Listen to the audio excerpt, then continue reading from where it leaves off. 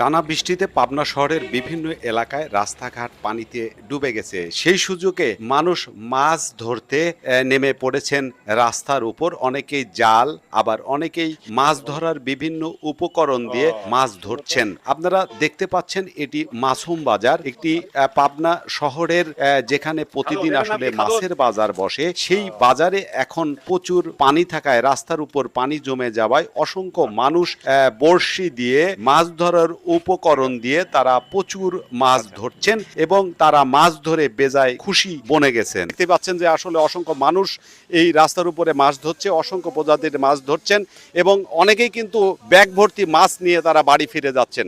এবং গতকালকে যখন বৃষ্টি শুরু হয় তখন থেকেই তারা কিন্তু এই মাছ ধরা শুরু করেছেন এই রাস্তার উপরে পানি জমে যাওয়ায়।